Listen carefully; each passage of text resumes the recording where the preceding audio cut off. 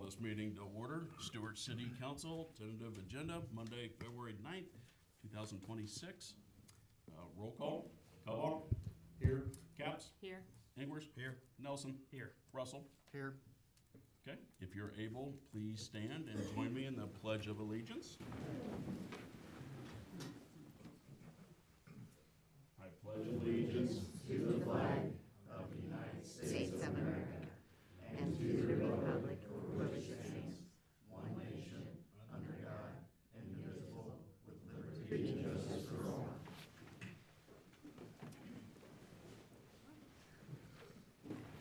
Thank you. Number 4, agenda approval. Need the motion? I'll move that. I didn't know if you're gonna read them off there, Mr. Mayor, or not, so, but. Who seconded? I'll second. Got it? Cobal. Yes. Caps. Yes. Ingers. Yes. Nelson. Yes. Russell. Yes. All right, consent agenda. Approval of minutes of 1/12/2026 and minutes of special meeting of 1/21/2026 and joint meeting of 1/21/2026. Approval of financial statement as of 1/31/2026. Approval of bills as presented. Approval of liquor license. Come and Go, doing business as Maverick. The Dolan Group, doing business as Dollar General. Doa Deer LLC, doing business as Goldfinch Provisions. I'll move that too. Moved by Cobal, Second. second by Russell. How do you vote? Cobal? Yes. Caps? Yes. Ingers? Yes. Nelson? Yes. Russell? Yes. Okay, public forum. Each speaker will be limited to 3 minutes. Speakers shall provide their first and last name and town of residence. The council shall not take action during the public forum. Public forum is open. Warren? Warren Varley, rural Stuart, operate a business here in town, taxes here. And I just want to take a couple of minutes to talk about the bylaws for the cemetery committee. And not because I have any opinion or expertise on the cemetery committee, I think it's a good idea, but that's as far as my expertise goes, but because I think it's a good opportunity to think about what your role is as members of the city council. And as I was skimming through the packet, and this, page 1 of the bylaws is on page 72 of the packet, if somebody's following along at home. Article 3 provides a chain of authority, which is always a good idea. And what jumped out at me as I was skimming through this is that it says that the committee works under a cemetery coordinator who works directly under the city council. And then it goes on to say that all expenditures have to be approved by the city council. And the way I would think about your body is it's a quasi-legislative body. It sets policy for the city of Stuart. Its primary responsibility is to pass laws and ordinances and see that the functions of the city are executed. But it's primarily up to your executives, your mayor and your city administrator, your city clerk, your employers, your department heads to carry out those policies. And it's actually quite common for tiny towns. The city council has to take on more of the role of running things because, you know, in a town of 200, the city council often that's all there is. They might be a part-time employee and they have to make more of the day-to-day decisions. But as you referenced, the meeting could go late tonight, and there's no reason a city council meeting should routinely go 2 and 3 hours. If you keep yourselves to the policy decisions, an example is the city council might pass $8 or $9 million bond issue after 10 minutes of discussion, but then spend a half hour to 45 minutes deciding whether or not to use this piece of software or that piece of software for mapping the cemetery. And that's because the temptation is to have lots of opinions on what color to paint the flagpole, because we all have opinions on colors, and it's much harder to delve into the really deep things and think about the long-term implications. That's your job. It really does not behoove, I'm not saying you would do a bad job at this. You would do a great job at this, but, That's 3 minutes for him. thank you. I made my point. Thank you. Next. Kim Maggie.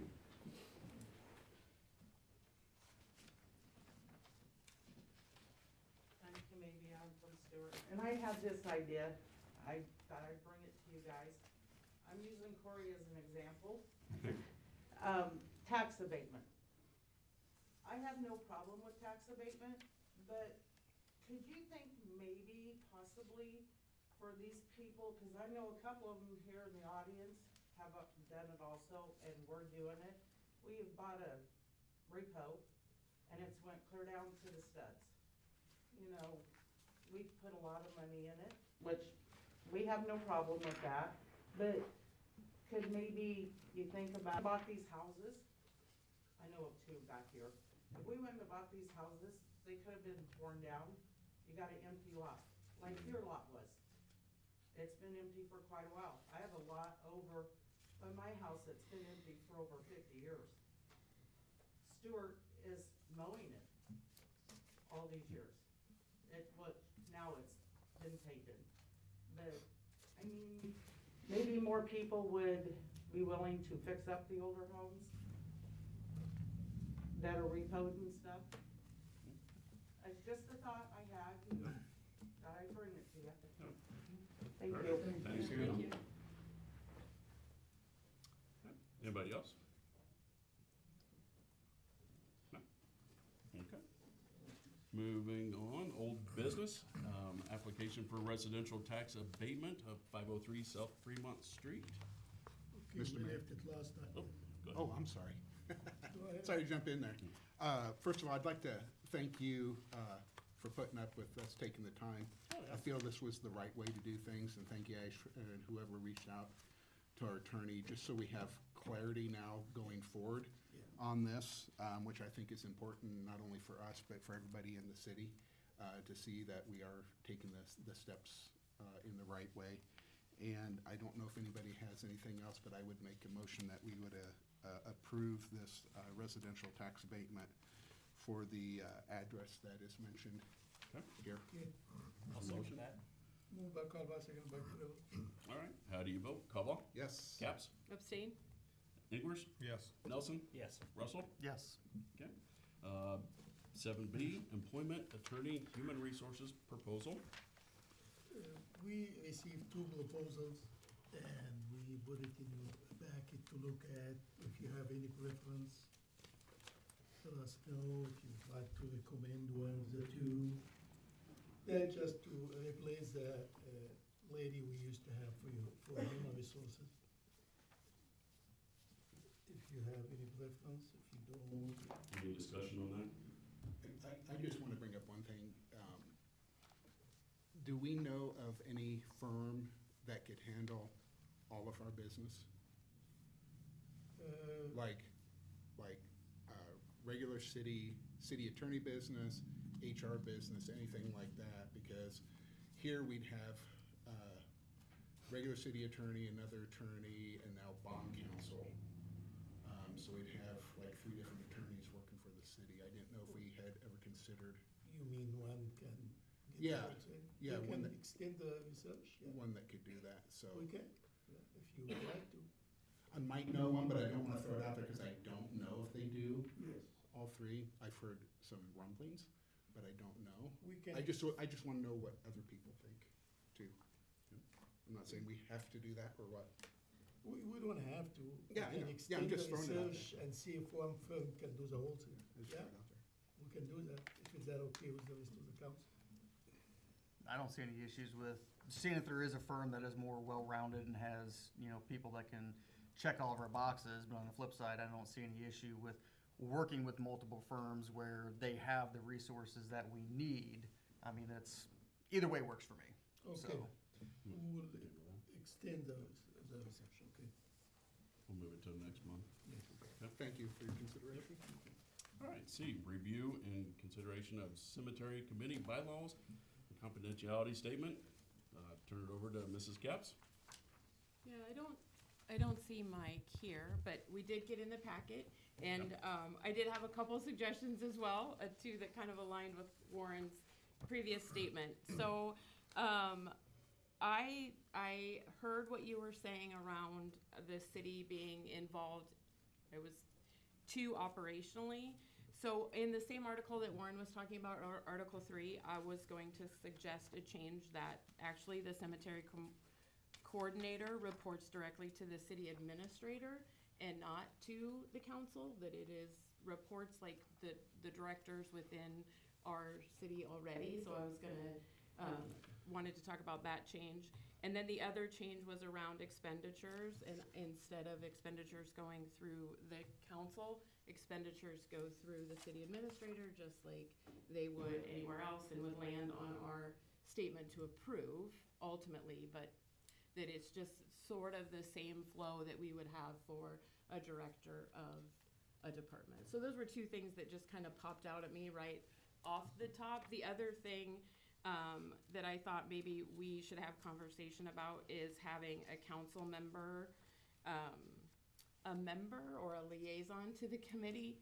Again, I wonder if the reporting structure should be built that there's just a report to the city administrator or the council upon request. Those are three of the things that just kind of popped to my mind.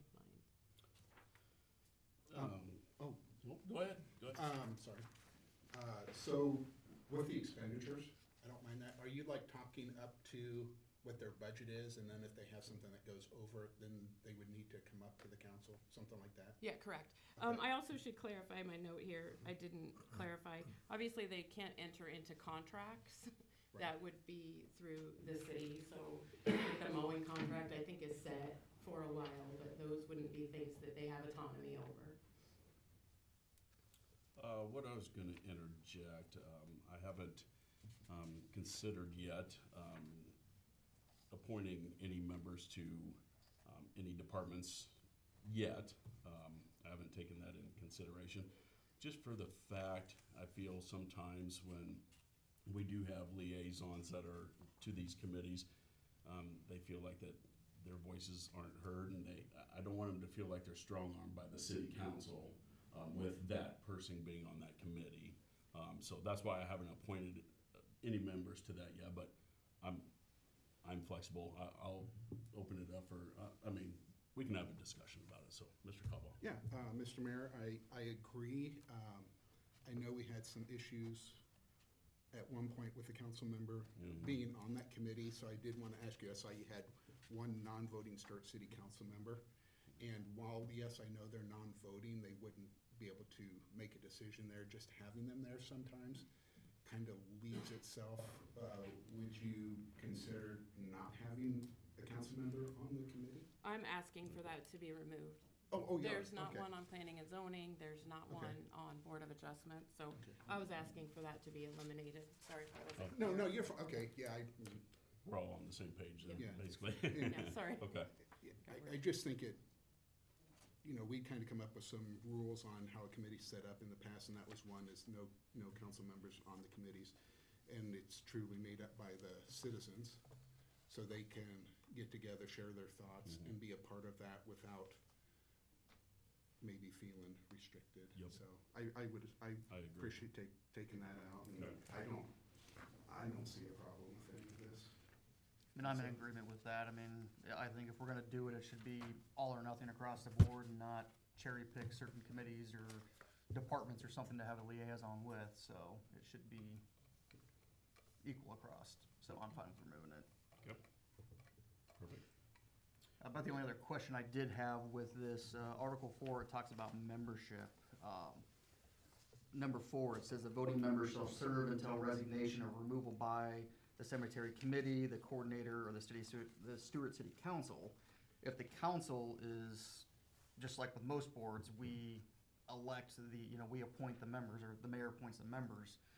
Shouldn't it be only the mayor really removes them, or the council? Is that the way the other committees work? Otherwise, you could have the committee or the coordinator oust somebody they're not in agreement with to try to get somebody they are in agreement with, whereas if it's on the council to make that decision, or the mayor, I think that's we should just be in line with how the other ones work. I'm not sure how they do. I'd have to look that up. Mayor followed by the council. Yeah. Okay. And, yeah, okay, never mind. Well, in number 3 there too, right in that same section, Angie, it says the non-voting city council member shall be appointed by the mayor or city council, may be appointed by the mayor and approved by the city council. Yes, Because I believe we do that with the other, yes. Yeah. other things. So, Yep. yeah, I just changed that to approved by. Yeah, that's good. Okay, so what I'm hearing is that we want to remove all references to a city council liaison. I think there's a couple more throughout this. We can clean that up. The other thing that we want to clean up is the reporting structure, that it'll go through or directly report to the city administrator, and then clean up the language about the expenditures and who's approving. Okay, we'll revise it and have it ready for the next council meeting tomorrow. Great. Thank you. Okay, D, review and possible reconsideration of recruitment services scope. Again, Mrs. Capps, turn it over to you.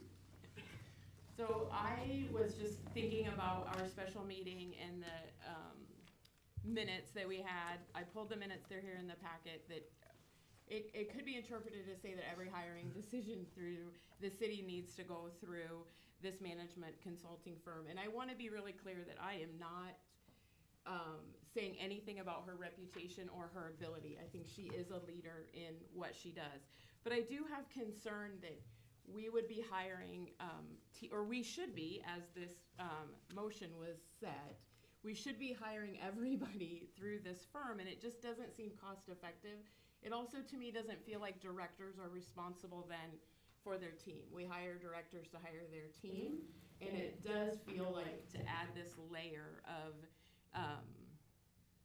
consulting to it, to me, feels like it's kind of a waste of money when we're not talking about director level or administrator level positions. So I would like to have conversation about when we would use this management consulting firm, and maybe when we would just hire using our internal resources that we have with the city administrator and directors and such. So depends on what, like if it's city administrator, department heads. So and I don't wanna say this in a bad way, but just like your entry level, we wouldn't need to use this firm. Is that what you're saying? Just use it on a high level? Yeah, I mean, I would even make a case that your city administrator could hire your directors without a consulting firm, but Oh, that's just sure. my opinion. Sure. I feel like you hire an administrator to do those things, and that Okay, I see what should you're saying. happen. But again, if that's not the consensus, if we want to use it for director level positions, I understand. But I am worried about the expenditure at an operational level. If we're talking $10,000 to replace a job description that maybe we're not changing, or, you know, that just is a high turnover role. Okay. Go ahead. And I think you're right. At the time that we passed this, we kind of mirrored what the utility board was doing, and they're looking at using it for their positions over there. Not something that we can't change, you know. I definitely see the point of maybe saving it for higher level positions. I don't know if you'd want to strictly write it off for directors, just kind of leave it open as a case-by-case type thing, like that, but I agree, I could agree to that, you know, I mean. I think it is case by case. Yeah. Your point is very valid because Yeah. it has to be this way, the way you described it, exactly. Right. Yes. Now. But it's based on case by case. Yeah. We're not really having any contract with her or anything. The reason we use job hunting is because we needed people with license. Yep. And we had a hard time. Yep. Fine. But overall, I think it's case by case. But I don't think, like Mrs. Capps is saying, I don't think it was in the minutes like that, because I do remember, Right. because I did a vote on that as well. It was all ayes clear across the board. Yes, And it was 10 to, yeah, so it's not And I'm not trying to disagree with you, Ash, but I don't think it's a case by case. I think it was for every. Well, Higher. let's make a motion now to make Right. it case by case. Yeah, it was at the time, everybody, but Yeah, I- we just need to amend it or something. Yeah, Yeah. we If need you a, guys we wanna need do a that. motion to make that So- use of the Yeah. job hunting Yeah. I case mean, by case. looking at what is in the motion there, it just says we approve it for future vacant positions, not we must use it for all future vacant I took it positions. this way, I took it this way. I took But- it as we could use it if we needed to, otherwise Yeah, we could look elsewhere if needed to. Because again, it's about using the right tool for the job. The job. If it's the right lawyer or if it's the right consulting firm for this position, let's use them. Yeah. I took it this way too, but we can clarify by make it case by case. You know, make motion we- now to make look at it, it to make, as case- to get the clarity. yeah, Yeah. Okay, to make it case by case. so, okay, I would make that motion Okay, moved by Calvin, to make it a case-by-case Case by case. basis on hiring a recruiter. yeah. Okay. Perfect. Two Need a seconds. second? I'll second that. Second by Caps. How do you vote? Cobble? Yes. Caps? Yes. Ingrid? Yes. Nelson? Yes. Russell? Yes. Okay. New business. Appointments of Mayor Pro Tem, Planning and Zoning Commission, Historical Preservation Commission. I think we'll just do, I'm gonna separate these out, so we'll just, I would like to appoint, Mayor Pro Tem, Councilmember Russell, with your guys' approval.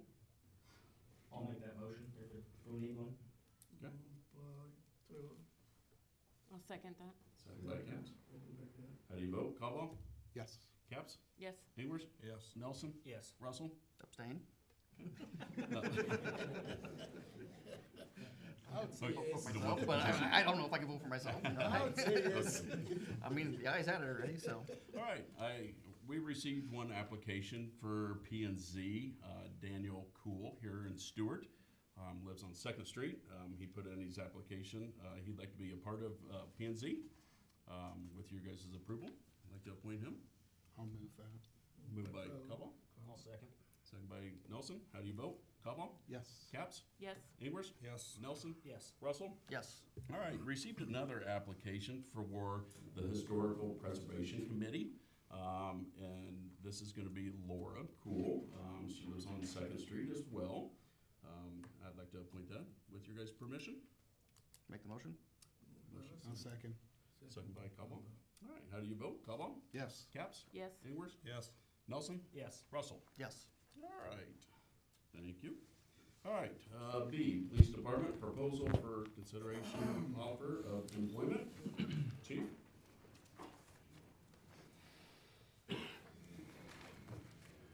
Okay. I don't know if you guys had a chance to review the proposal that I put in there and the update, but, out of our last hiring process, we had two that made it to interviews. One that we decided we wanted to extend an offer to. I put his information in there for you guys to review. That's what I'm proposing unless you have any questions. If it's okay, we need a motion to approve the recommendation by the chief, I'll make the motion to approve the chief's recommendation. I'll second. second by Trevor. Okay, how do you vote? Cobble? Yes. Caps? Yes. Ingers? Yes. Nelson? Yes. Russell? Yes. Okay. C, Police Department, proposal for adjustment to part-time police officer pay rate. Again, chief? So I also put a proposal in there for this, if you guys had a chance to look at that, but, currently we have two different pay rates. We have 25 for our normal part-time wages, and then we have 30 that is the reimbursement if an officer works to cover an SRO shift that's available. We've put feelers out, tried to get people to apply for the part-time positions that we have open so that we can limit the overtime right now. We haven't gotten any, and I have had some conversations with some different people that are certified that said they would be willing to if that was brought up a little bit. So that's where we came up with the 30 number. It's consistent with what we're using for the SRO pay. It's also pretty standard across other departments in our area. You see everything from 25 to 35 depending on the department. So I think it's a fair number. It's also worth mentioning that it is lower than what our so it would save us money that way if we were to hire part-time people. The only thing I also just wanted to mention real quick is, I think I've heard this brought up in the past, or sometimes people will say, well, that means the part-time officer will make more than sometimes a regular full-time officer. And we need to remember that these part-time guys that are coming to work for us, they have a full-time job somewhere else. And so we're asking them to come work on their day off, we're asking them to come work extra, just like if we would pay one of our guys more to work extra. That's why those numbers are a little bit higher. So, I just wanna make sure we all kind of see it that way, but, that was my proposal for that one. Good. I'll make that motion. Second it. Second by Russell. How do you vote? Cobal? Yes. Caps? Yes. Ingers? Yes. Nelson? Yes. Russell? Yes. Thanks, Chief. Thank you. All right, D, this was brought up at a, special council meeting. It wasn't on the agenda, and I, had to cut Mr. Cobal off, and so, I just wanted to put it back on the agenda, so he had his time, to speak. So, D, Public Works Department, and I'll turn it over to Mr. Cobal. Thank you. Yeah, it wasn't too much of a big deal, just I had gotten some questions regarding the process on who would be, how the new department head would be chosen. There had been some discussion on somebody else, stepping into a higher role and them taking on other duties and getting compensated. And I was being told that these guys were doing roles that the former department head was doing, and they're not getting that compensation. And I think Ash answered it a little bit at that meeting. He was looking at certifications and stuff. The second question I had is, when we hire this, if there's a condition of employment, like you gotta have a certification at a certain time, is that in writing? Are we doing that in writing? It is in the minute. Huh? In the minute, yes. Okay, do they ever get like something that they can have? Is that something we could look at doing? Actually, we there's some- have good news now. Josh just got his license. Okay. Which is good news. That's awesome. Yeah, so, and he complied with the timeline, because we Okay. have it in the minute. You have Okay. by March, you need to get it, he got it. I think Stephen has September, I think. So they complying, John has, until what? There's a timeline for John.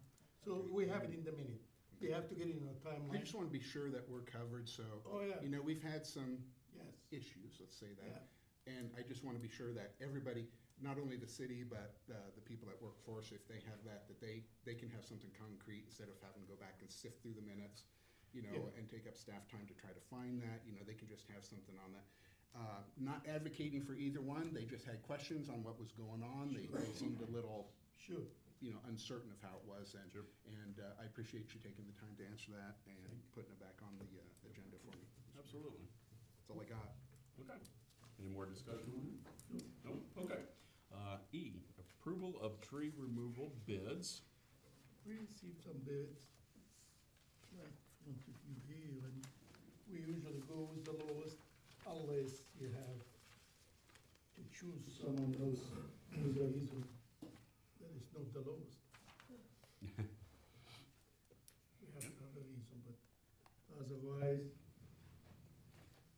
Just looking for a motion on this? It's just those two addresses, right? Yeah. yeah. Okay, it wasn't, I didn't know. I'll make the motion to accept K&A removal at, for tree beds at $17.50. Moved by Calvo, I'll second. Second by Nelson. How do you vote? Oh, I'm sorry. Go ahead, Ms. Caps. No, Alright. I was gonna second it, he beat me. Oh, sorry. Okay. I thought you needed to Nope. say something. Sorry about that. All right, how do you vote? Cobal? Yes. Caps? Yes. Ingers? Yes. Nelson? Yes. Russell? Yes. All right. Give me 2 seconds here. All right, South Summit apartment sanitation issues.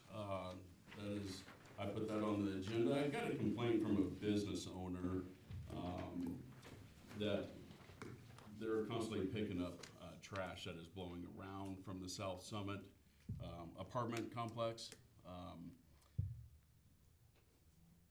further investigation, I went out there and there is 5 dumpsters already out there. And when I was driving around, they were quite full.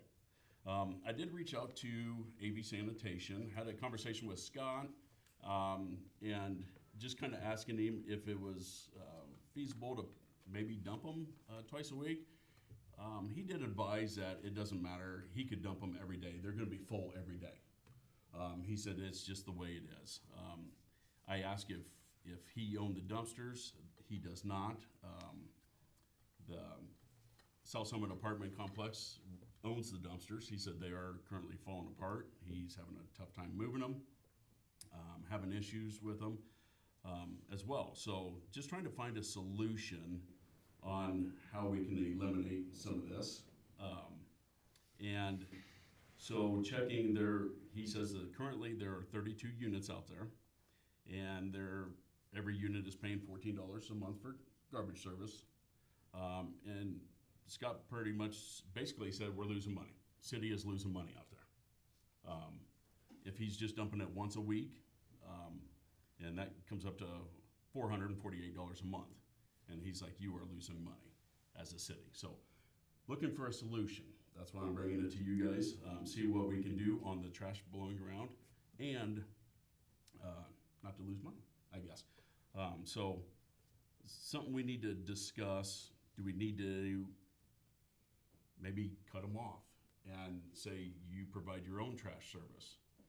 But in turn of that, I've thought about that as well, that could just make things worse. And where they don't, they don't pay their bills, whatever, and then just sits there and piles up. So I don't want to see that happen either, but I'm going to turn it over to you guys. Discussion. Could we contact the owner of South Summit Apartments and tell them that they need to contract their own garbage instead of each person individually? Is that what you were saying, each person individually contract? No, the complex itself. Yeah, Yeah. okay. Yeah. And that's where I was saying, if they didn't pay their bills or they just didn't care. Now it's, where Scott, he is picking it up every week. Yeah. And it is getting picked up. It's just, there's an overflow all the time. So do we keep doing what we're doing? Do we need to charge more? Because obviously that number doesn't add up to what he's going to take to the landfill and charge and everything else too. Chief Rehal. Can I get up and? Absolutely. So, in years past, we've tried to address this because it's been a kind of an ongoing problem that seems to be getting worse. I know, I cannot think of the owner name. Myra. In the past, she has said that she's having issues with people dumping trash in those dumpsters that aren't living there. We talked to her about installing cameras, and that kind of thing, because it's not really a law enforcement issue to enforce that kind of stuff on private property. There's no laws that would really apply to that. So she was having some problems with getting cameras because of the way the electrical system worked in there. I think the poles maybe were owned by utilities. If that was, I don't know if that's correct, but I think that's what she had said. And so she wasn't able to get power to the camera system. So that might be something that the city could work with her on, and maybe figuring out a way that they could get cameras to those poles, or at least have the electricity to them. That might help. The other thing, I don't know if you guys are familiar with the broken window theory. We get taught it in law enforcement. But the short and sweet version of it is if you have an abandoned building with a broken window, it's gonna have more and more broken windows because people see that, it starts to, it just spreads. So I think there's some other issues out there, nuisance abatement, things that are also kind of getting out of hand. And I think maybe if the city were to, send Harrison in there to maybe clean the place up and look at some of the violations, that might also encourage some of the other things to be, taken care of. And I think Myra, in the past when we've worked with her, we have a decent relationship with her. I think she has a decent relationship with the city, so I think she would be more than willing to help. It's just a matter of having those conversations with her, and kind of putting it on her radar that, hey, there's some issues going on out there. I think she would probably try to help, alleviate some of them. Sure. So. She was out here talking with us at a council meeting, last year? In the past 2 years since I've been on the council, she came and talked about this exact issue, and we were talking about the garbage, so.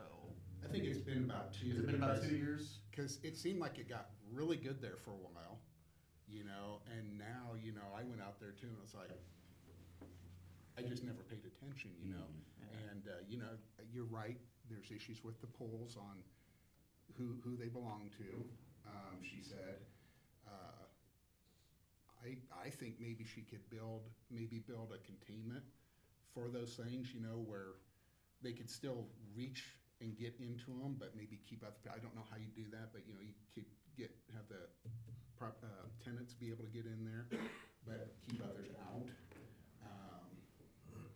There's not gonna be a real easy solution, because you're still gonna have people that are gonna throw stuff in there, but yeah, I agree, it needs to be, I like your idea about nuisance abatement, And I would also just mention too that, that is the complaint. Me personally, I've never seen anybody dump trash in those dumpsters. To my knowledge, I don't think any of my officers have seen it happen. And looking at other dumpsters in town that aren't locked, we don't see that problem with any other dumpsters. So I don't know if stuff really is getting dumped there, or if it's just overflow from not being picked up in time. But I think there's more issues out there than just the trash that would be good to look at. Yeah, for sure. So. Okay. Let's, I wanna table this. Let's look into, let's talk to maybe the utility company and like Chief was saying about the utility stuff. Let's go ahead and table this for next month if we could, please. Sure. Okay. All right, G, direct deposit for the city of Stuart. Again, talking about that. So, talking to some of the employees, for the city, and I know Sarah probably has some stuff to talk about too, so I'll give you your second here, Sarah. We don't have direct deposit within the city, and that's kind of a burden to some employees. Some employees don't live around here. Some part-time employees, they're traveling from Council Bluffs, Omaha area, and when it's payday, they either have to wait until they come back and work their shift to get their paycheck. And I personally, I don't feel that's right. I think everybody should get paid on payday. Today, day and age, a lot of people, pay their bills every week or bi-weekly or whatever, it just automatically withdraws. I think as a city, we can do better for our employees, so I'm gonna get off my soapbox. I could go all night long about this, but I'm gonna get off my soapbox and just open it up for discussion. So Sarah, I'll turn it over to you, because you did check into this a little bit, didn't you? Yes, Okay. so we've looked into it a couple of times. The first time it was cost prohibitive. This time I reached back out to our software company and they said, we don't have the capability with the software the way it is right now, but after the start of the new year, everyone is going to be upgrading their software and we will have that service at no additional cost to the city. So we will be able to implement it, just not quite as quickly as everyone would like. What was that cost to update it, if we was gonna do it? They said it's not an option right now. Oh, it's not an option. They're not investing anymore in the software the way it is right now. They're having everyone upgrade to the new one. It was about $7 a paycheck at the time that we looked into it 2 years ago. When you say new year, you're talking new year or new fiscal year? New year. Okay. Calendar year. Calendar year. Another year. 27. So Yes. 10-month wait on that. Is that payroll software or more of a city management type software? It does everything. Okay. What is that software? G-Works. Oh, we do have G-Works. Okay. Yes. Okay. Good to know. They're going to the cloud, so that's. Yeah, most like SaaS solutions anymore. So it's gonna happen, not as soon as we hope, but it's gonna happen. Hold on for 10 more months. Yes. Hold on. And we can always mail paychecks to people from out of town if they would like us to do that. They just need to contact us and let us know. It might get to them faster than waiting for them to come back and work another shift. Okay. No action wants to be taken on that for anything else, just so we can move on? I'm just asking. Yeah. All right. We'll move ahead. H, Stuart Depot Committee, requesting for depot manager salary contribution. Mrs. Cook? Hello, thank you. Mhm. Sarah. So I'm here with my annual plea for money, for our manager for the depot. I'm the president of the depot committee, just to give you reference as to why it's me. And, we have Brenda Dudley, who, does an awesome job of managing the depot. She goes in, and makes sure before and after each time that it's rented to make sure that, how it looks. And then to make sure that it was taken care of the way it was supposed to be, to see if people get their deposit back. She keeps track of all of the money and all of the reservations. And she also, keeps track of if there is maintenance that needs to be done. For instance, when the furnace wasn't working, she was the one who discovered that and got somebody in there to work on it. And so, we have in the past given her an annual salary of $10,200. And, the past 2 years, $5,200 of that has come from the city council. And then I applied to the hotel motel tax for the other 5,000. And so I'm asking, tonight that the city would continue to give us $5,200 towards her salary for that. Thoughts? I mean, Ash, you put this in the budget Yeah. every year, it's our Yes. typical line item. Yes. And we haven't raised her salary for like 3 or 4 years. Correct. So that's wonderful that she will continue to do it for the same amount of money. How did the rentals compare? I mean, I know you gave us this I list. gave you this year's, and I don't have dollar amounts, but I have attendance amounts for the past few years. I asked Brenda for those tonight. So the records that she gave me started in 2022, and there were 54 people, or 54 rentals that year. 23 was a stellar year. We had 71 rentals that year. And then in 24, it was 47. So it was down a lot. And then for 25, it was 57. So we were up 10. One of the things that is just an unofficial that I don't need anyone to act on, but Brenda and I were just talking that we need to like look at ways to maybe draw more people in. We feel like even though the numbers aren't down from last year, that maybe Summit Grove has drawn some of our rentals away. Excuse me. I know that Brenda had 3 people who called at some point this year that had had made reservations, that called and said they had other venues that they were gonna go to, and they didn't say who the others were, but I was suspecting that perhaps Summit Grove may have been at least one of them. And a little bit of the issue is we had somebody who wanted to rent it for 3 days, but they wanted to be able to bring in beer. And because it's city property, you know, that's not something that we can accommodate. Sure. So, you know, that, the number of rentals is an issue because there's, I mean, if you're talking Friday and Saturday nights, there's 100 opportunities for rentals. And we're not anywhere near that number. So, we have a meeting coming up on Wednesday, the committee does. And one of our points that we're gonna talk about is how can we make it more attractive? But also, if anybody in this room or who's listening to us online has ideas for us, we would welcome any suggestions Okay. too. Perfect. In the meantime, we need a motion for the $5,200. One other thing. I know, we see some of your rates here. When was the last time we increased the rates? I know, I think we ask this every year, So, but when? okay, so, it was in January of 2024, we did raise our fees to $75. All right. Before that had been 50. And, right now, currently it's $75 for the first night, and then if they rent it for more than one night, it's $50 for the rest. So it was real recent, I didn't know if it'd been a few years, 'cause I know that that's still a fairly low amount compared to a lot of places that you can rent, but it's also not a big venue. yeah. Perfect, thank you. Need a motion? I'll move for the 50. 52. 52. Thank you. I'll second. Second by Russ. How do you vote? Caldwell? Yes. Caps? Yes. Anywers? Yes. Nelson? Yes. Russell? Yes. Thank you. Thank you. Thanks, Thanks. Mrs. Cook. All right. Head now. I'll say it.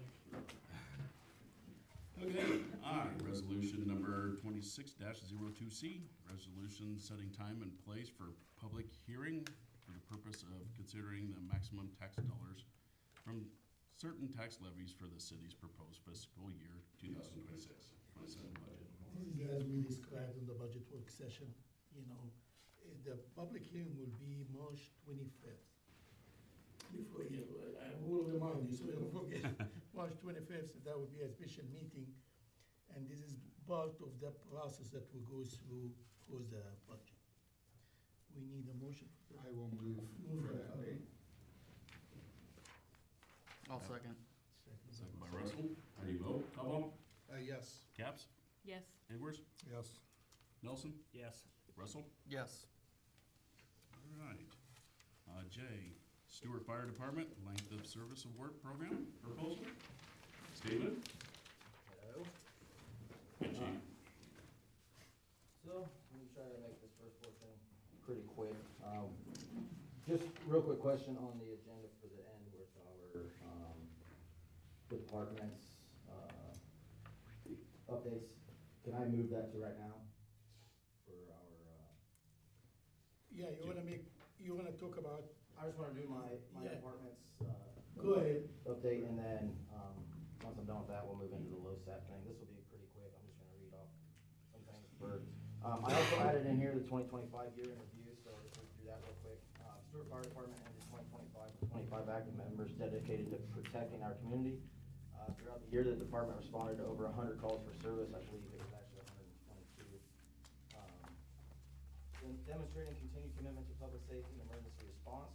Training remained top priority in 2025. The department provided its members with more than 100 hours of available training, covering a wide range of critical skills, including live fire operations, vehicle extrication, vehicle fires, search and rescue, hazardous materials response, driver operator, pump operations. These training opportunities supported both individual growth and overall department readiness. Moving into 2026, the momentum has continued into 2026 with the department already experiencing a busy start to the year. In January alone, the department responded to 15 calls for service. 6 of those were structure fires, 2 vehicle fires, 3 vehicle accidents, 3 EMS assists, and 1 wildland fire. Pretty much wraps that up. Down at the bottom, I believe this was included in your packets, was just some things that need attention. Right now, our ladder truck turntable needs attention for repairs on this. It's got a hydraulic leak. We're looking $20,000 to $25,000 just to fix that. Kind of got it to a point where it's not a huge problem. We're nursing it along as long as we can. We also are in need of 2 air packs for that ladder truck, for a total cost of $24,000. I've got a grant out right now, fingers crossed. That'll take care of most of it. We're in not quite desperate need of pager replacements, but we're getting there. Ours are getting outdated. Pagers alone are $525 a piece. If we do a rotation of 20 of them, that'd be $10,500. Within the department and some fundraising stuff, we do our own gear rotation at $3,700. If you get 2 sets, that's pants and coat, $7,400. Just that alone totals up to $66,900 if we were to just go out and fix and buy everything right now. Another thing I'd like to discuss at a later time, so that way I don't drag this on any longer than it has to be, is dash cameras for our fire apparatus. Right now, our department has purchased dash cameras off Amazon or wherever else. They're kind of cheap. They've gotten us by it. The problem with those is they're really not reliable. They'll record for 5 minutes, stop recording, and then halfway through the scene they pick up recordings again. So we're losing a lot of critical, could be critical video footage. Like I said, I'll bring that up at a different council meeting. We can talk about that. And also on there is the price for cameras that we've looked into right now. Other than that, I do have special guest Julianne Duke's here tonight. She's going to help me navigate through this LoSAP program. LoSAP, just a quick, stands for Length of Service Award Program. It's a program designed to reward and recognize the dedicated service of volunteer firefighters, emergency medical services, and reserve police officers. And Yeah. Yeah, I can do it. And you've got the packet, in your packet, the PowerPoint. And basically what this is, it's been around for several years. This just was approved by the state of Iowa this past summer. And the company that we're working with, Lincoln Financial, they've been doing it for like 28 years throughout the United States. What I did listen, or was listening to Cindy Peterson, who is the lobbyist for the Firefighters Association for Iowa. She said we lose about 1,000 firefighters. They just leave, they stop volunteering. In the state of Iowa, every year, 2 to 3 departments completely close down, and what that does, it affects, I used to be an insurance person, and that really affects your score, which affects our premiums, which is not good. So what this program does, it gives, it's not making anybody rich, truthfully. If somebody gets $500 towards this LoSAP program, it's like a 457C11, which is basically like a retirement program.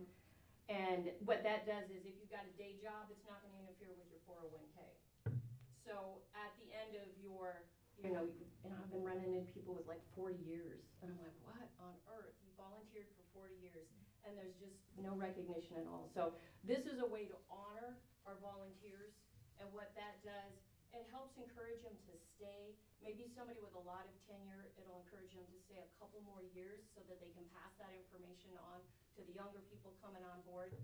But it's basically just, hey, if you as a city will ante in some money, the state, if you're under a certain budget, 100,000 minus, equipment and leases and stuff like that, they will triple what you put into that. So what that does, it's like free money for our guys to encourage us. So if my husband accidentally leaves a fire going and it goes across the farm field, we've got department volunteers that will come and basically put that sucker out. Not that we've ever done that. I'm just saying that as an example. So this program is just basically saying, hey, do you guys want to put in some money for the guys that hit their points? So the chief put together a point system. So it's not for somebody who just wears the t-shirt that says fire. For people that actually put a lot of effort into it. They go to the trainings, they help with the cleanup. You guys are all risking your life anyway, but it's the people that go above and beyond and they hit a certain points. And that's when the chief would say, yeah, I'm gonna ask the city if they'll put in $166. The state will match up to $500 and that maxes out that award program. And then you have to be in it for like, I think we were gonna do 3 years. 3 years or 5 years or whatever. Once they're vested, then they could take that at any time, or at the end of their career as a volunteer fire department person, they've got a little chunk of money that they could, pass on to their kids or use in their retirement. It can also be access to somebody who loses their life. So you could claim it like even if you're not vested and somebody loses their life, their family could still be beneficiaries of that. So I know that was a lot of information all at once. Do you guys have a question for me? And like I said, it's on your little PowerPoint. Yes, sir. So it's just set up per person, is that right? Okay, so like if you said here, 166 to whoever. It's kind of like what we already have set up for what we get paid out for our yearly salaries. Okay. This is just a different program that kind of, is just an extra step above that. Okay, Yeah, so it's like an award program. okay, It's an acknowledgement. okay, So as long as your salary is below, $5,000 a year, then you're considered a volunteer and you can participate in this program. okay. It's just a one-time thing that happens, so, Every year, oh, okay. you make your points. Oh, I see, okay. And the chief puts it in, right. submits it to the city. They say, yep, we'll write that check. And then the state, once that money's in there, they match it. And I believe you guys would be triple match based on your budget. Okay. So that's what I got. All right. Can you Thank you. share a little bit about the points? I don't understand. Or what your proposed points were. I'm sorry. And I've been doing some digging for the last couple of weeks after, trying to really dig into this. I wasn't finally today, I talked to Jim Henderson, he was able to give me They're not SOGs, it's basically the guidelines for the salary and incentive program that the department already has. Now, this is from 1989. Back then, the cap was $200. That's what the guys would get if they met the point system or the criteria for it. Since '89, it's been changed to $350, and now it sits at $500. So essentially what it goes off of is how many calls each firefighter attends, how many trainings, and how many meetings. And there's a formula for figuring up what the actual salary is for the year for each individual person. Does that answer your question? And if you need any of the paperwork that kind of goes through that, I've got some. I don't know the years on when the dollar amount was changed, just because I don't think it was documented properly, or we just can't find it yet, so. And that's kind of the same thing you'd be looking at for this program, is similar to that? Similar, very Pretty much, similar, okay. yeah. And we can actually base it off of our same system that we have. Okay, good. Any other questions? Essentially, tonight, we're just looking for approval to move forward and kind of get the steps rolling. You're not looking for a dollar amount tonight? You don't have to do the dollar amount tonight. All we need is, to do the paperwork, we just need approval. Right. So you guys could do $1, but then you're only getting $3. Sure, right. So, but to max out the state match of the 500, a lot of our little departments, you know, if you don't have a big budget, they're doing $166 just to get it right up to that max leverage. I mean, obviously, the city could put more money into that if they wanted to. And that covers the whole department, not per guy, right? Per guy. That's per guy. Per guy that makes the points. Yeah, that based, if they meet the criteria each year. You said there's 25? I think we're at 25 active right now. I think I'd be interested in if you could show us like the past few years, where people were at, what was the max payout, or like a Yeah, I can total definitely- payout? Yep, I can do that. I can actually tell you what this year's is too. I think I found it.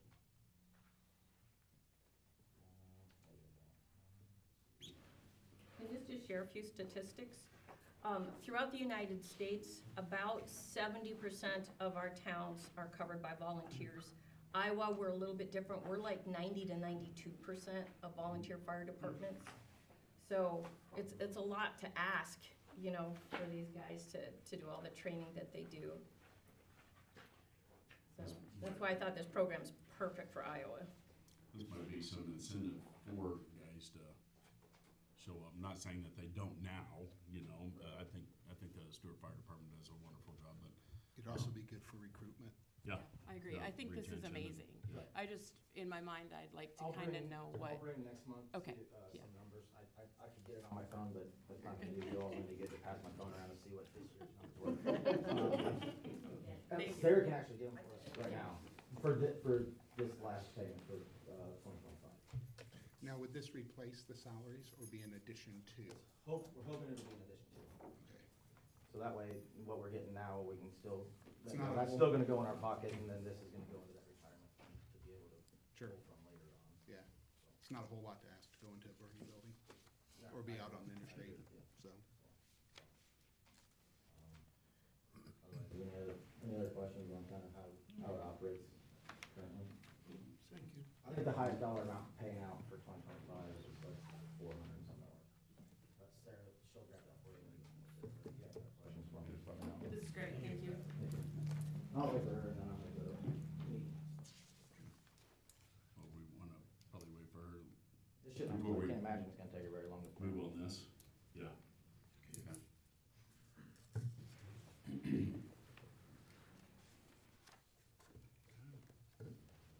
Oh, and did I tell you there's a timeline? There's the disclaimer. Yeah. So for $2025, if you want to capture those dollars for the 2025 data, it's the end of this month. So like the city would have to approve it with your meeting minutes, and then there's a resolution that would have to be signed. And that gets your foot in the door for the $2025. And then they're gonna move, since they just started it, they're gonna move it to fiscal year. So then the next set will be this summer. And then, I think I gave you the timeline for this summer as well. May have, yeah. If not, I'll resend it.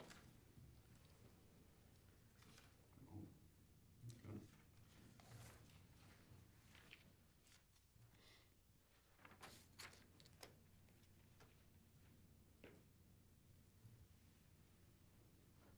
So this did you see what we have? Yes, I got some. So this percentage events, if Yep. we were to give, I'm just gonna use $100 as the example. Mhm. If we were to approve $100, would we be putting in this percentage column?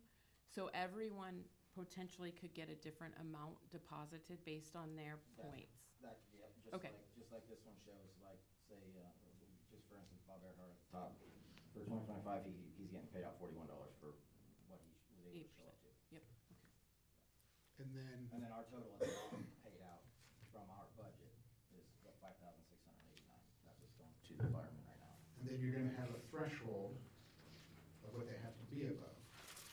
So if somebody on here There's right already, now right, there's wasn't already. above that threshold or at or above, they would just get the salary. Correct. They'd still get their salary, but just no Right. incentive. Yes. Okay. Like I said, the only thing we're really looking for tonight is an approval to move forward. And then even next month, I think we can fine tune everything, right? Yeah, yeah. They won't have the portal available for a little bit. I'll make the motion to approve to move forward with this. Okay, move with table. I'll second that. Second by Ingers. Yeah. Okay, how do you vote? Cobble? Can I vote? Yes. Make sure. And I will. Being on the fire department? It benefits you. They benefit Shannon. I don't see any issue. I'll abstain. Caps? yes. Ingers? Yes. Nelson? Yes. Russell? Yes. Thanks, Chief. Good job, Stephen. Thank you. All right, moving on. Okay. Resolution 26-03C, resolution authorizing the second and final disbursement of funds from the Iowa Economic Development Authority Catalyst Community Building Remediation Grant for the property located at 100 Northwest Second Street in Stuart. Just formality, when we receive the money, we base it, but we have to pass a resolution because the state regulation. So if you're okay with it, we need a motion. I'll move that. Moved by Calvo, I'll second. second by Trevor. Okay, how do you vote? Cobble? Yes. Caps? Yes. Ingers? Yes. Nelson? Yes. Russell? Yes. Okay, M, citywide transition to StuartIowa.gov. Let's get L. Oh, I'm sorry, L, my bad, sorry. I knew I was gonna make a mistake before the night, so I apologize. Fiscal year ending June 30th, 2025, city audit. This is the city audit we receive every year. I always encourage the council to look at page 5. This is where you get the opinion of your audit for the fiscal year. And you see the unmodified opinion, that's the highest opinion you can get in audit. Of course, we get some finding like segregation of duties and all that stuff, but we all understand that we have to hire more people and all the stuff to do it. So it's all coming from year to another, but you always look for the opinion of the audit, and that's the highest opinion you can get. So if you don't have any question, we need a motion.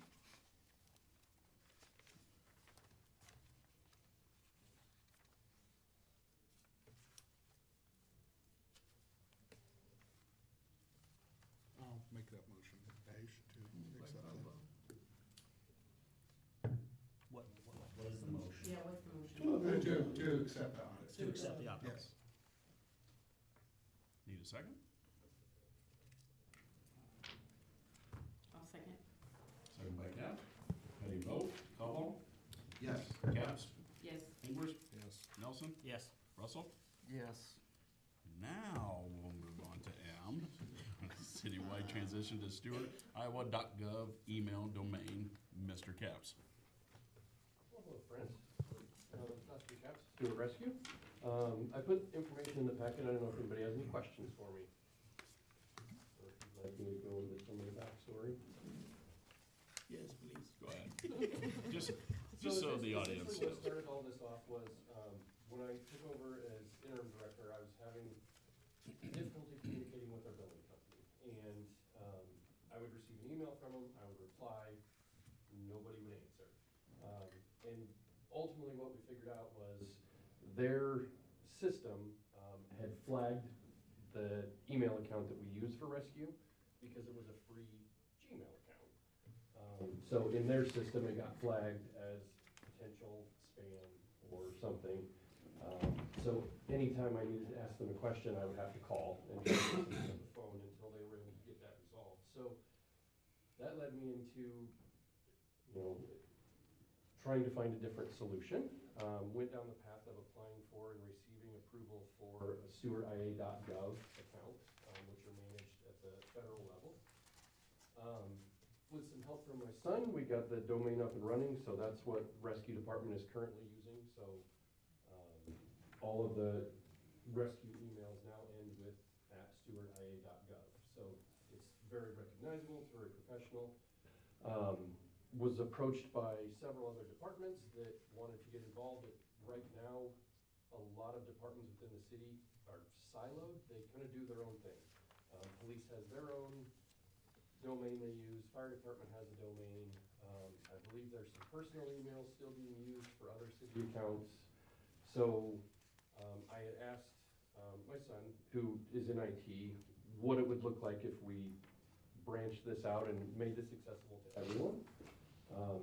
He got back with some quotes on what he would charge to manage that domain, and from what I understand, not a big IT guy, but the biggest expense is ensuring compliance with HIPAA and CGIS. HIPAA is the medical side of privacy, security, and CGIS is the law enforcement side. So that's kind of where we're at. There's a lot of interest in using it in the city. It's just a matter of the cost. I don't think any of us department heads have built into our budget the monthly maintenance fees for that. I could certainly understand each department being responsible for their licenses or their users, but I just thought I would throw this out to everybody because right now I'm tied to the domain. I don't want to say that I own the domain, but I want to pass that off to the city as fast as I can. So if there's an issue, especially with HIPAA, I was informed that for every violation of privacy through HIPAA in electronic form, it's $50,000 per violation is the fine. And I learned that you can have multiple violations in one email. So I'm handing that responsibility to me. Chief, you wanna add? Jump on in. I just wanted to add, me and Dustin have talked about this, and I just wanted to make sure you guys kind of hear it from my side too. So we've run into problems in the past where, people don't even trust our emails. It's like, is that really a police department email? Because in today's day and age, .gov is the standard. And if you don't have a .gov email, you don't have an official government email. There's vendors that won't work with us because of our emails. There's all sorts of things. And then currently, we have policies and procedures in our department where we just don't use our email to send certain things because we legally can't. It would be so much easier if we could use our emails, if we could be CGIS compliant and we could share that information back and forth, but currently we can't, so we still have to hand deliver a lot of things. We still have to drive through places and pick up things because we can't electronically send those. I think it's really important. I'm not suggesting that we necessarily go with any specific vendor. I'm just saying that it's really important that the city as a whole looks at this as something that would be beneficial for all of the departments. So that's all I had to add. So one of the questions that I got asked was, well, we already have Mike Tiernan that does some IT stuff for us. I didn't get a chance to put it in the packet, but I did reach out to him and he was pretty quick to say, yeah, this is above what I am interested in doing, so he wouldn't even look at it. I did reach out to try to get some other quotes on what it would cost for other people, and I haven't heard anything back yet. But. So, if I may, Mr. Mayor? Yep. So, I've spoken to pretty much a lot of the department heads here, and I've got a very strong IT background. Obviously, that's my main line of work. I've been in the space that have come from, where these quotes have come from, not that specific company, but being a managed service provider and providing the same type of service and stuff like that. So I have a very good understanding, and I talked to, the IOIT guy who provided these estimates, just kind of see what he was putting in there, why the quotes were what they were, and just to give a better detailed explanation to the city here. So one of the first things, we'll kind of just walk through the quote example they have here, and then I can really dive into the specifics about things that I'm concerned about and things like that. So obviously we have the first line item, which is the tenant administration, which he's got labeled as a value amount there that includes, managing it and providing up to 6 additional hours of administrative support beyond just managing what he's doing on the back end. So what a lot of what that entails is really just looking at the different alerts that may be coming in, which most of those, to be honest, are just going to be service outages or service impact type alerts. There's not going to be really any action that anybody in the department or the city can take on a lot of those, or even the MSP who's managing the service that's provided by either Microsoft or Google, whoever one would choose to go with, because we're using both of them here. We're using multiple different providers here. It's scary. But there's also the point where they talked about ongoing maintenance of the HIPAA and CJIS compliance with, generally speaking, I don't know necessarily on the CJIS side of things how often they update things, but like from a Microsoft standpoint, I know they release a template that helps you to configure your client to meet all of those line items, and that template is not updated very often. Only if there's a major change that comes out that says, guys, we got to update this because this is an issue. Otherwise, normally it's like a yearly thing. They might review that and make an update as changes come out. So it's not something that you really need to have somebody monthly reviewing that and putting man hours into it, which then in turn costs the city. The other side of that is you can always do, like what the chief is already doing, you have your own policies and procedures in place which say what you can and can't do. All of the email side of things is just helping to enforce some of those compliance reasons. It doesn't stop humans from being humans. We make mistakes, we send things out. It's about that accountability for the policies and procedure side with the extra safeguards that they provide there. So really, along with that might be, oh, hey, I see there was a flag here, someone tried to send an email that was not, HIPAA or CJIS compliance. It flags that again, sends an alert, which could go to Sarah or somebody and say, hey, you sent something that tried to have data in it that you're not supposed to. It's really all that same. There's not a lot of maintenance or anything that someone's gonna do on the backside besides end user lifecycle management. The chief is hiring, a new police officer. He's gotta have an account spun up. We don't have a lot of turnover of people that would generally probably have emails. So again, not a lot of maintenance that's needed. And it's something, again, very easy that Sarah or somebody else in the office could take care of and create a new email or disable an email account. Super simple, very easy. You have a guide, it can be done. Obviously, going down the further part, the setup and migration, that is actually partially needed. You would want somebody to set up that migration, or set up the tenant itself to make sure it's configured properly. But then the migration, again, is something that could be handled by end users with a simple guide. Export your current mailbox, come over here, import your current mailbox. Very easy. Not something we need to be paying somebody a lot of extra money to handle, generally speaking. So again, something there very easy. Then after that, it really comes down to what options are you looking at? Are you looking at a basic account? Just email? Are you looking at an account that can do local installs of Microsoft Office, which, like I believe the chief, you said you have local versions because it works better with what you guys are doing versus using the web versions through your browser. That's an extra couple dollars a month cost with those. So it's figuring out what does everybody need, what don't they need, etc. And then of course there would be a line item for like Teams, so your instant messaging communication side of things. Is that needed by everyone? Is it only needed by department heads? Is it a department by department decision? That's something we'd have to discuss, or have the department heads discuss. And then there was a line item in there for device management.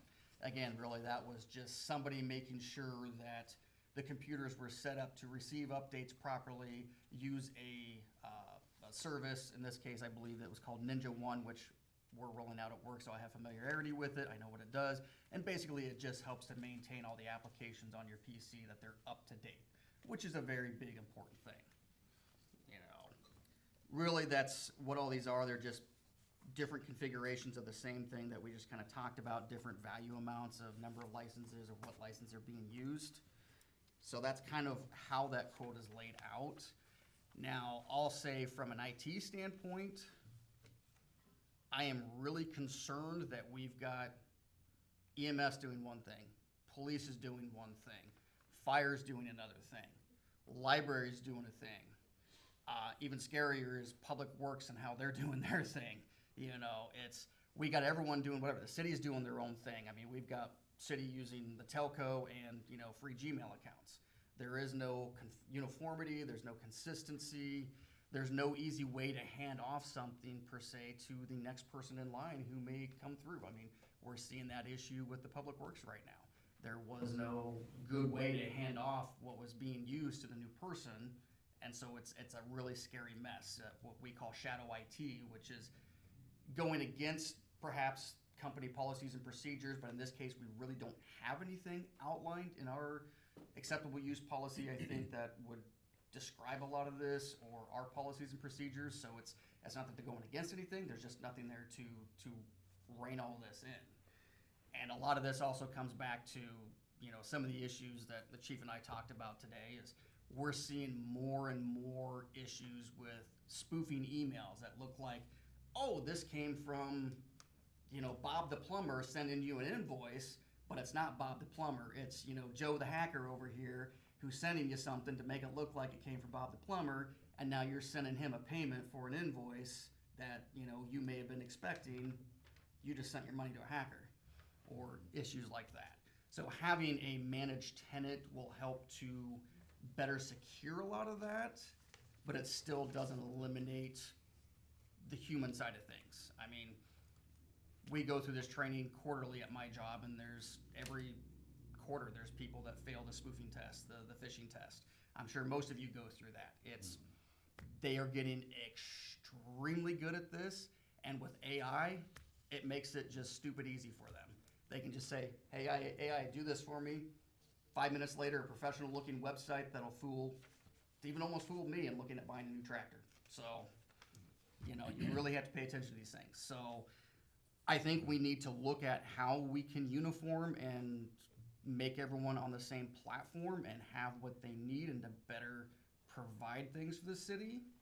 It's just, what is that going to look like? And at what expense are we willing to go for that? Because we've already obviously got departments kind of doing things on their own. So it's a cost that looks like they see as needed and wanted, and it's going to help us, the departments, to do their job better, and not, why didn't somebody respond to this email, you know, weeks later? Come to find out, they don't like our free emails or our custom domains. Yeah, I think there's a huge risk, just from the standpoint of, we don't have control of our proprietary information. So people come and go, and there's nothing that says this is our information when you leave. It's in a Gmail account. That seems very, it seems like we're opening up the door for some risk. I know we have the numbers here, but I think about the emails that we're using for, you know, us here at the table. We're using our personal information. When I was on planning and zoning, I was using my personal email account. You know, I think probably utilities is using their personal accounts. And I think as you have turnover, there is confidential information being sent. And if we were able to control it all, so if someone left a board or a position, you just turn off their email, then you know where your information is. And I'm with you. This feels very risky to me when the solution is hardwired in most other, you know, industries. If I can just add two more things too, that I was thinking of talking when Greg was talking. The other thing that I worry about is the liability side. I mean, Dustin mentioned it, that in our line of work, there's fines involved if you violate these things. And so, you know, that could obviously get expensive. The other side of this too is in small towns, department heads we all end up having to do all these extra things that you know, like a chief in West Des Moines doesn't have to do IT stuff. Here, I do, and that's really something that takes hours out of what I'm doing or what Dustin's doing to try to do these things, whereas most companies and most cities are just using a vendor to provide that service so that the department heads don't have to worry about that stuff. I just think that's another important thing to kind of think about, that it would free up us having more time to do the things that you're paying us to do, not managing email accounts or, you know, websites or whatever we're trying to do, so. And interject a little bit, and, you know, the police department sent out a public service announcement about scamming and everything else. That came from me, my wife and I.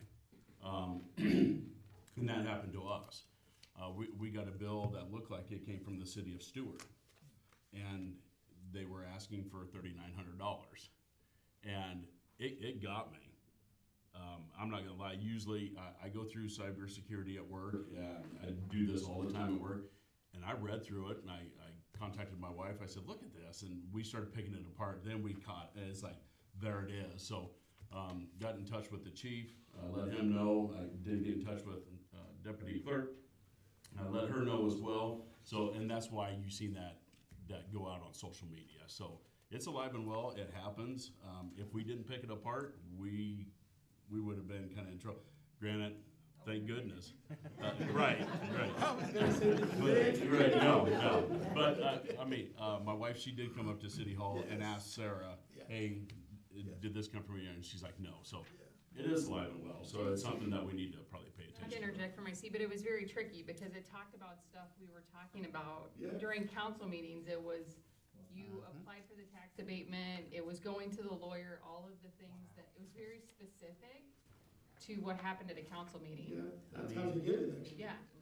Talking with the chief, I mean, it's very easy. These professionals, they just have automation that goes out, looks for city government websites, pulls down their meeting minutes, uses OCR recognition to go through there, pull data out, and if it flags certain things, they look further into it, they spend a few more minutes with AI, they can send something off in no time flat, or it's just all automated for them.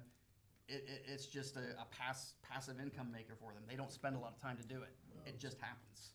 So it's so easy these days. I also feel if the city software is going to cloud-based, then without a controlled email system, we are now opening up our city system to ransom, where it currently probably isn't if it's locally housed. But I feel like this is kind of maybe the beginning of a chain of events that we could be better prepared for if we start making decisions now before we go to a cloud-based system. Okay, kind of move this along a little bit. What kind of action are you guys looking at, or what do you guys want to do with this? I guess I'd be interested in getting quotes for, Yes. not that I'm saying that's No, a bad thing. 100%. What Dustin brought to us, get some quotes from some other companies and see. I would what's big for our recommend buck. reaching out to like West Des Moines, find out who does their stuff or whoever. Sounds like we have an IT guy on the camera. We can probably do that. I mean, you know, whoever wants to take that on, but that's pretty much the easiest way to do it, is find out what the other towns are using, you know. But, yeah, I think when this you're is not- looking, This is not bad. It's a good start, you know, I mean, Yeah, I think Councilmember Lawson would be. and Yeah. you need to have that discussion on exactly what you guys are looking for. You know, you brought up what exactly, you know, so we can say, this is what we're looking for. Cause it'd be easy to give a quote and you either overshoot it or you don't include something, you know, whatever. You guys do it, that's just what I'm saying, When yeah. Russell and I talked about it, I said, before we start this conversation, I'm gonna say words, I don't know what they mean. I'm told they're important, so. Yes, I mean, to kind of go back to those numbers, I mean, the cost of the actual services themselves, to have the email or the, you know, Teams or the local-based applications instead of cloud-based applications, those are pretty much hard fixed costs that are not gonna change unless you have thousands or tens of thousands of users. So across the board, all those costs are gonna be the same. It's just the extra touch stuff, like, we would want somebody to set it up for us. We would want somebody to perform a yearly audit to make sure any changes from HIPAA or CGIS or something would be applied and changed on that. So that's more of the touch we would need, and potentially any other things during the year, but I don't think most of that is anything we would really need. So really, it would just be the setup and, maybe a monthly or a yearly audit to make sure we're compliant, or an ad hoc thing, like I said, all of a sudden, hey, we had to release this HIPAA change or the CGIS change or whatever. I mean, pretty much if we're HIPAA compliant, we're gonna be CGIS compliant from everything I've seen. There's no real other configuration. So if we met one, we'd meet the other, and it would just allow them to come in there and reset that template and those settings that need to be changed to make sure that we have that protection on the email side to provide that extra layer of security that, again, human factor can still get past it, but it provides us a lot better security on that. Okay. Would you mind checking in on that? Yeah, I can definitely reach out to a few small communities and West Des Moines or something Yeah, too, just and get a somebody couple that has thoughts. that, Yep. Yep. it doesn't, you don't need to reinvent it. And Oh, yeah. work with the department heads and whatever to kind of get, because there may be something specific that you need to your position, Yeah. But, yeah, Yep. great. Yeah, Like I said, that's I a great idea. already talked to most of them, so yeah, I can kind of get a feel for them. I'll reach back out to the others I haven't really talked to and say, what numbers are you looking for? Now, I know, Lisa, you'd be an exception because yours is handled through, you said, a foundation or a government, library, federal level or something? We had to change from what the state provided, the state library provided, to pick one. And we hate the email. Okay. Hate it. I'm very interested in. Okay, well, I can include you in those numbers, so I can reach out to you and figure that out, so. Let's go ahead and put this on for next month's Yep. old business, and we'll take some action then. Sure. That works for everybody. Okay. Thanks, Greg. Thank you, Yep. guys. Thank you. Appreciate it. Yes, sir. Absolutely. We'll take a 2-minute break here.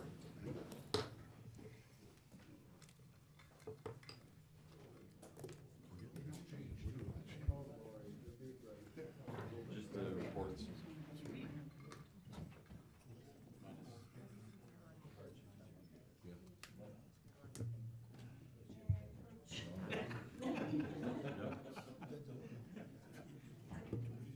I believe that I And was. just ask them, yeah. Okay. I thought we were talking about the website. Well, I mean, it does. Okay. Okay. Okay.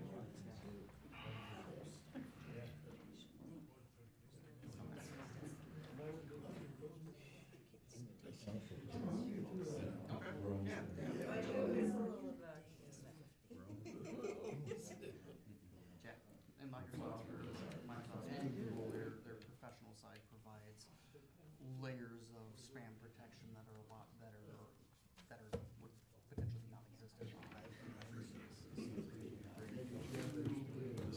It's not as good as the professional, you're paying baked into those predetermined costs that they have, so. So yeah, we can look at that. Like I said, just send me over like numbers, like how many people would need an email address? That's really what I just want, and I just email that as like hard copy, so. We're not talking about my volunteers. I wouldn't see volunteers need media addresses. Really, what do you have right now?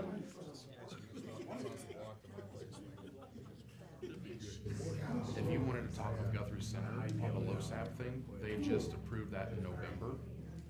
So they would have some stuff on it. I know Chris said that they've got a program or webinar stuff from the state to learn more about that on the city side. I saw that on the, and I'm like, I know I saw that somewhere else recently. I'm like, Guthrie Center. So I went back and checked that in November, they did that. Go ahead and bring this meeting back to order. All right, moving on. Number 9, reports. Mayor's report. I'll make this quick. In the past month, I attended the chamber dinner. It was very wonderful. They've done a very good job there. Also spoke at the Community Connections Night about the goals that I would like to see the city transition to. Obviously, they're kind of big goals, but I think with everybody's help, we can get there. We also hosted situational awareness training with other city members, hosted by the PD. We did training over First Amendment auditors. The Stuart Police Department done a wonderful job training whoever was available that evening, utility board, council members, city employees, and it was a good night. And we also had a scenario role, so done a very good job with that. Kind of a couple of community wins, some shout outs. We got a couple businesses starting up downtown, which is good. So that's amazing to those new business owners. I want to give a shout out to the Stuart Emergency Services for working hard together in the past month when it was below freezing temperatures out there. They had a lot of fire calls, a lot of rescue calls, a lot of calls for service. And these men and women, they didn't miss a beat. And I would check in with the department heads, make sure that everybody was good. Equipment didn't break or anything. You know, with fire trucks and water and freezing cold temperatures, that doesn't go well. So pumps are expensive. So all the department heads was like, yeah, everything was good. Give us a thumbs up. So shout out to all the emergency services. Also, I want to do a shout out to Luis. He's our new police officer. He is currently in the academy right now. Chief might have to help me out with this, but so in the academy, there's 3 different categories that they have to like pass, and he passed with flying colors, top of his class in the physical portion of it. So he's doing very, very well where he's at. So shout out to Luis. Final last thing, I want to shout out to all the businesses in the city of Stuart that passed the compliance check from the Stuart Police Department. That is huge. That's amazing. I was very pleased to hear that everybody got ID'd that was supposed to, and everybody passed. So good job, city of Stuart. That's all I got. All right, moving on. City Administrator, Clerk's Report. Did you guys have anything? I want to thank everybody around. I want to thank all the department head for complying with the new requirement of sending reports. They were all right on the money. They cooperated. I am on my way out, so I'm gonna get emotional a little bit because I don't know if this is gonna be my last meeting or next month will be my last meeting. So I want to thank you all. I want to tell you the city is in good financial position as you saw in the audit report. Financially, structurally, your budget is practically done. What we're doing now is going through the formality to change it. Sarah will be able to finish it up with you guys. I won't be here by the time you're finishing the budget, but we're very much done with it. Like I said, I don't want to get emotional, but that's it for me. And if you don't see me next month, that's because I want to make the transition much easier for me. So thank you all. Hopefully Sarah will do you a good job until you go with the new hire. Thank you. Thank you. Thank you, Ash. Okay. Moving on, C, we'll go to the department heads. We'll start with Police Chief. You said C, how's that come out C? All right, so I didn't know, this is kind of the first month that we've done this. Are you wanting this for everybody, or just what I provided to you guys? No, transparency. Okay. So I do want everybody, I scratched my head when I said that I'd like to have reports come from department heads, but I do want to get it out to the community as well. You guys will have new forms to fill out next month, which just kind of keeps things simple because I didn't put any stipulations or any boundaries on anything. So this month we just kind of wung it, but next month there will be a new form. So, but sure, I just didn't know how much time you wanted me to Nope. take, so I'll make it quick, but, Okay. a lot of things I was gonna mention, you already mentioned, so, good things. The training, we learned that, Daniel missed his calling as an actor, but, so, if law enforcement doesn't work out for him, he's got a second career. The tobacco buys went great.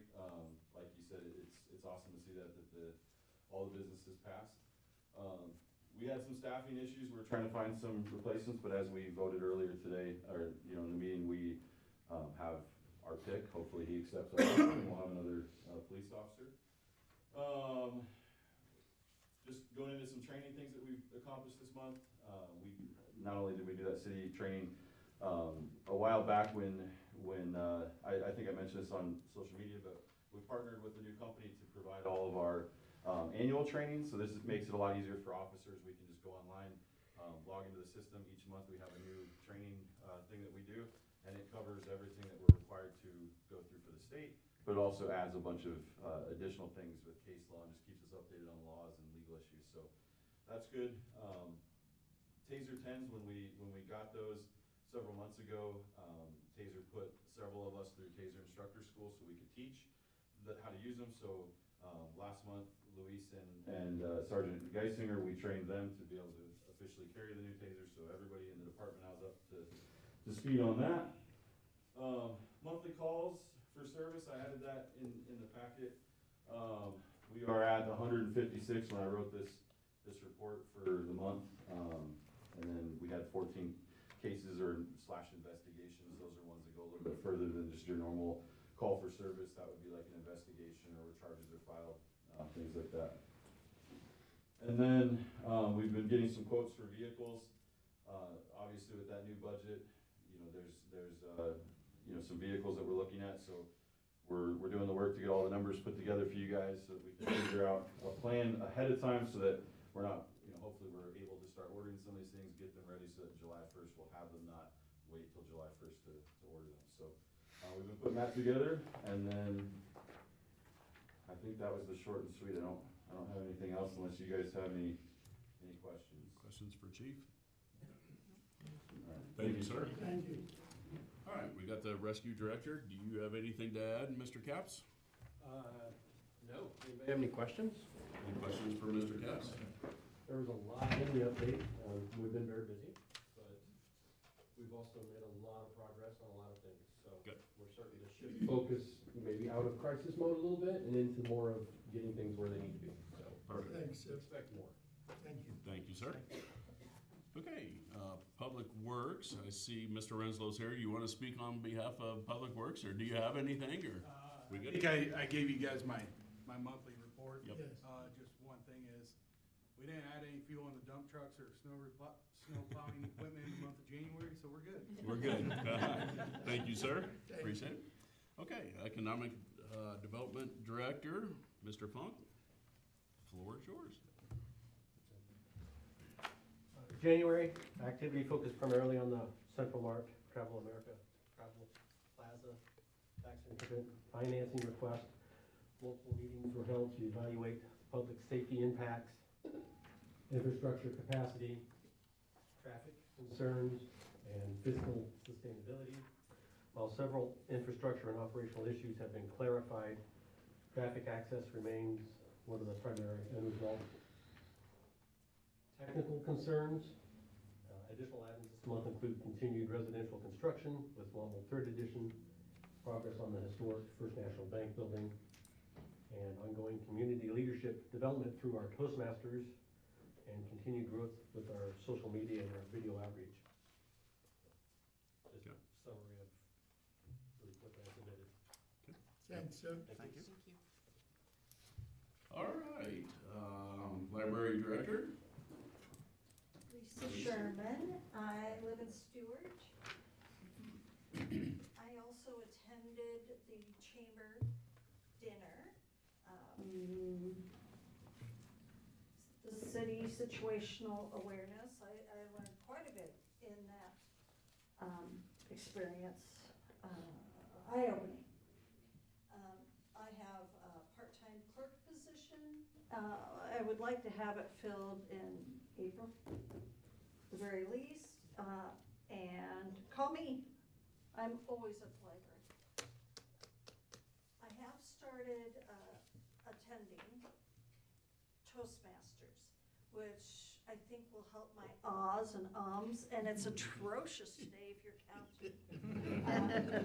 So is mine. But the library, I've chosen to open the library at 8 o'clock on Tuesdays. So anyone that would like to attend, it's at the library. So I started out with a casserole that I made at home, and then the second week was like some sort of coffee cake, and then I'm just over it. No, week 3, we did baklava. And now, Oh, yeah. but, I just thought I was missing being out in the community as much as maybe I should be comparing to other library directors. So that's why I'm stretching a little bit. That's all right. Thank you. Thanks, Lisa.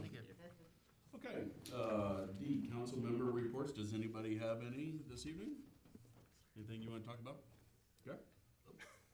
I just want to thank Ash Thank you. for his service. You know, I know we've been together for about 6 years now, and we've had some ups and downs, and, you know, but the main thing is, you know, we come back to why we're here. You know, we can disagree and still get the work of the city done, so I do appreciate everything you do. Look forward to working with Sarah a little bit more until we find out Yes. who we might be